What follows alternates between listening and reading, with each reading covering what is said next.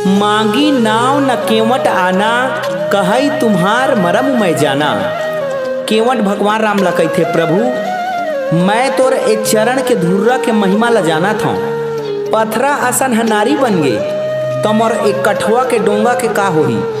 अगर मैं बिना धोए तोला अपन डोंगा में बैठाऊँ और एहू कहूँ नारी बन जही तो मोर जिए खाए के रास्ता घलो बंद हो जही और मोर लइका बच्चा मन बिन मारे के मारे मर जही। एखर सेती मोर शंका ला दूर करन दे और गोड़ ला धोवन दे, ओखर बाद डोंगा में बैठा हूँ। भगवान राम कथे ले रे भाई तोर जबत का शंका है तो धोई डर। केवट जबत का बात ला सुनिच कि केवट राम रजाए सुपावा, पानी कठौता भर ले आवा। अति आनंद उमगियन रागा, चरण सरोज पखारन लागा। केवट जो है अपन संग में आज पूरा परिवार ला तार दिस और का कहत है।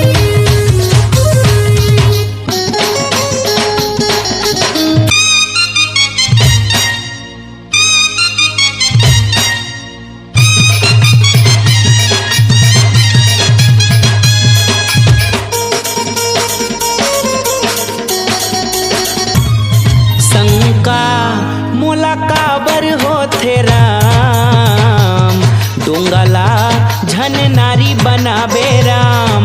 शंका मोला काबर होथे राम, डोंगला झन नारी बनाबे राम। नाव बिना ऐसे मर जाऊं बैठे, नाव बिना ऐसे मर जाऊं बैठे।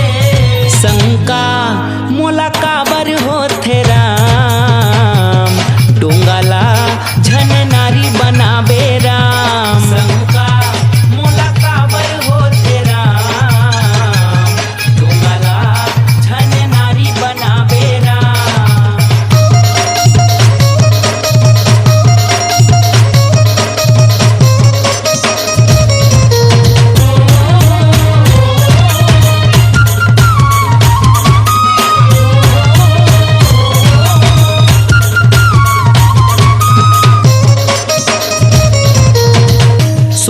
चरण माँ तोरे जादू हवे भारी राम, पथरा के छुअत माँ कैसे बन गे वो हनारी गा, बन गे वो हनारी गा।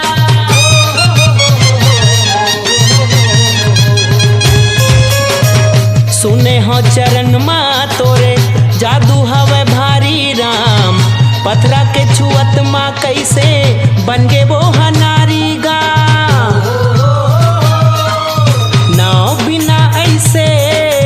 मर जाऊं बैठे, नाव बिना ऐसे मर जाऊं बैठे। शंका मोला काबर होथे राम, डोंगला झन नारी बनाबे राम। शंका मोला काबर होथे राम, डोंगला झन नारी बनाबे राम। डोंगला झन नारी बनाबे राम, डोंगला झन नारी बनाबे।